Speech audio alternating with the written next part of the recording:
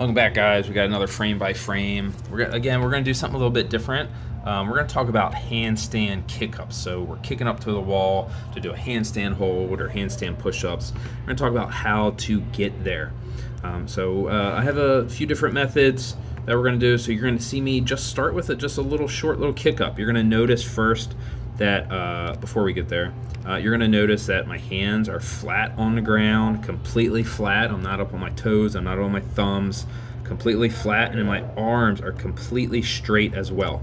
And then you can see I'm kind of in this sprinter start stance where one foot is in front of the other. So this leg is nice and long, and then this leg is bent but in front. So that's going to be our stance to kick up. You're going to notice that I'm also starting on the floor. So when we're learning to do something, when we're learning to do the kick up for the first time, this is what we're looking for. This is the position we want to start. I'm just going to start with just a little kick. That was a little higher than I was anticipating. Your kick doesn't have to be that high to start with, but that's one way to do it. So now I check myself. I'm like, all right, wait a second, I got to do something different. So what you're going to notice here is I do a little pump. So pump, pump, and then kick. I'm just going partial. So that's a little higher than I was anticipating. That first kick can be as high as you want it. Maybe it's only to here. And then what we're going to do is we're going to build it up over time. So I have that little kick. I come back down, pump, pump, kick. Right, I almost get to the wall, but not quite. And then finally pump, pump, kick, and then all the way up.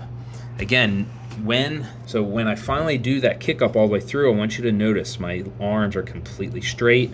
My hands are flat on the ground, and then my head is directly underneath of me, right? And I even bring it through. There we go. That's the position I'm looking for.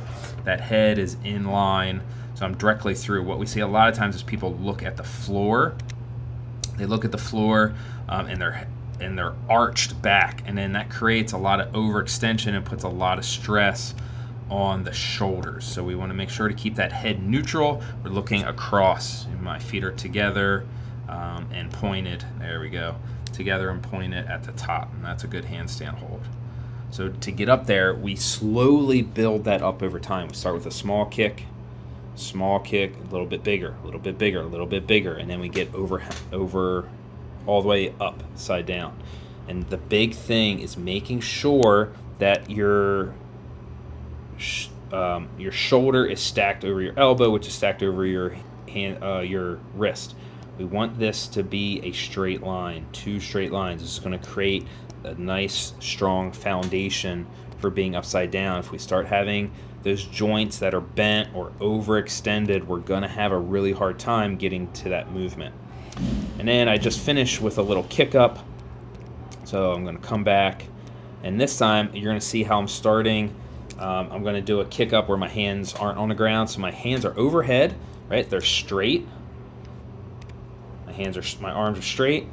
That one foot comes out. So now one foot in front of the other. And I have that long leg in the back, just like we did with the in place, the stationary. My hands are flat.